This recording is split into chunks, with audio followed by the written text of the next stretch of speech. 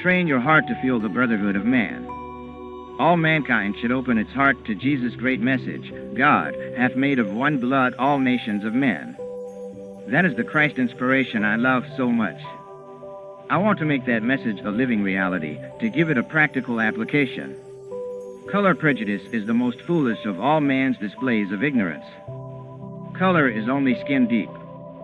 God gave darker skin pigment to races that originally lived under climatic conditions requiring greater protection from the sun, a purely practical measure. Therefore, white, olive, yellow, red, or black skin is nothing to be particularly proud of. After all, the soul wears a bodily overcoat of one color in one lifetime and other hues in other incarnations. So the color of one's complexion is a very superficial thing. To have any color prejudice is to discriminate against God, who is sitting in the hearts of all the red, white, yellow, olive, and black peoples of the world. Besides, it is well to remember that whoever hates any race will surely reincarnate in that bodily form. Thus does the karmic law force man to overcome his soul-stifling prejudices. Train your heart to feel the brotherhood of man. That is most important. Although Jesus' teachings were preordained to establish their strongest foundation in the West, he chose an incarnation in an Oriental body and in the Jewish race, which has had a long history of persecution, because he wanted to demonstrate the folly of judging others according to distinctions of race and color. True Christianity must be lived. Racial divisions must be banished. Prejudices and lack of real brotherhood are causes of war and disunion among God's children. We must work at eradicating all incitements to war and hate and prejudice, lie bombs, and misery. Jesus warned, "For all they that take the sword shall perish with the sword." It is not the sword, but the practice of Christ's principles that shall ultimately free the world. In the highest sense, God alone protects you.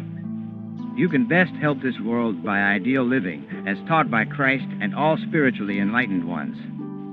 Above all else, love God. Don't you see that the whole answer is in His hands? When you will push aside the screen of mystery, you will see the answers to all that was theretofore obscure and unfathomable. Some Westerners consider the Hindus heathens. They don't know that many Hindus consider Westerners heathens also. Ignorance is 50-50 everywhere. I am sometimes asked if I believe in Jesus. I reply, why such a question? We in India reverence Jesus and His teachings, perhaps more than you do. In order to love Christ, you must live what He taught. You must follow the example of His life. Jesus said, "Whosoever shall smite thee on thy right cheek, turn to him the other also." India has practiced this teaching more than any other nation.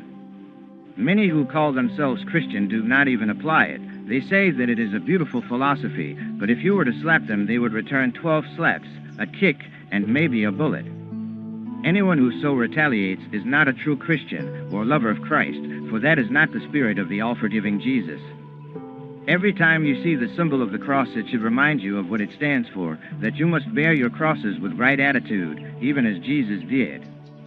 When you mean well and still you are misunderstood or mistreated, instead of being angry, you should say, as did Christ, "Father, forgive them, for they know not what they do."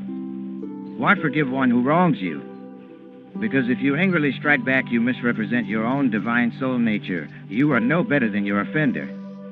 But if you manifest spiritual strength, you are blessed, and the power of your righteous behavior will also help the other person to overcome his misunderstanding. Those eternal principles of truth and righteousness taught by Jesus we take very seriously in India. We take them literally, without rationalizing them to suit our purposes.